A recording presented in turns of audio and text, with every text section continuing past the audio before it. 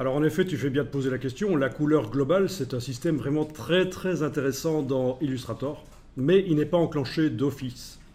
Donc on va le faire. Alors je clique à côté de tout avec la flèche noire. Rien n'est sélectionné. Je vais double-cliquer sur les couleurs que j'ai ajoutées là dans le nuancier. Je double-clique et je vais dire qu'elles sont globales.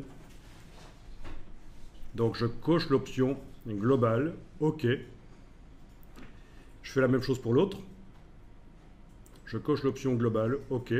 À partir de là, vous avez un petit triangle qui s'est mis sur le coin là pour indiquer que c'est une couleur globale.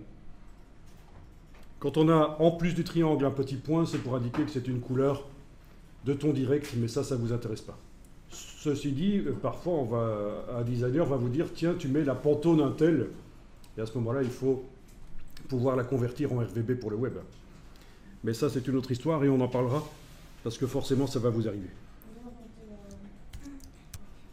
Bon, ben vous voyez que les couleurs ici, je les ai utilisées à différents endroits. Faites la même chose, enfin vous avez fait la même chose je suppose. Vous l'avez déjà utilisé à différents endroits. Ben, je vais continuer. Je vais continuer ici avec d'autres formes.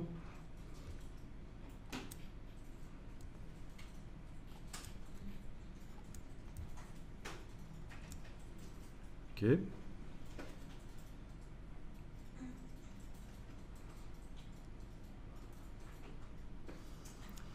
Bien.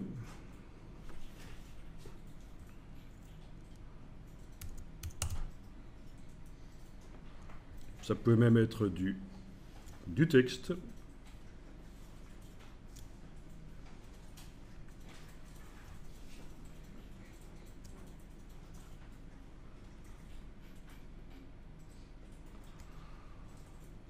Ok.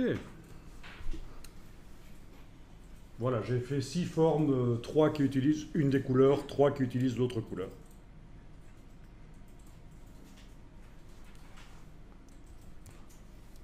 Et je clique à côté de tout, rien n'est sélectionné.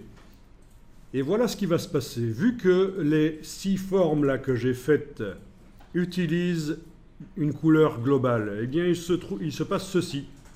Quand je double-clique sur une des couleurs dans le nuancier, que je coche la case aperçu et que je modifie la couleur, eh bien les objets qui utilisent cette couleur se modifient aussi.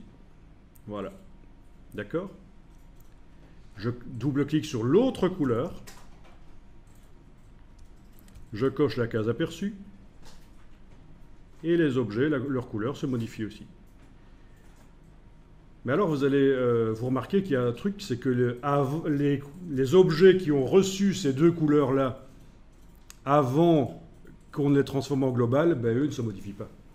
Donc c'est uniquement les objets qui ont reçu la couleur après qu'elle ait été transformée en global qui vont pouvoir être télécommandés comme ça à distance. Et donc ça c'est très bien, parce que ça veut dire que vous pouvez faire le design d'un site avec les couleurs qui ne sont pas bonnes.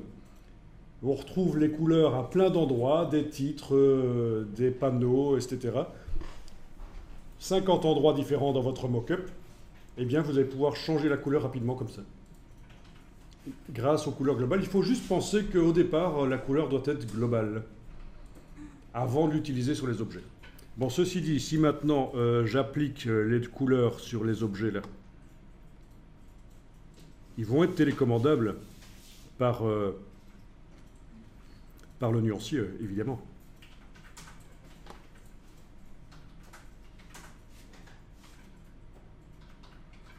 Voilà, c'est-à-dire que maintenant, en n'ayant rien qui est sélectionné, je clique à côté de tout. Quand je double-clique sur mes couleurs globales, case aperçue, je peux aller modifier les couleurs de tout.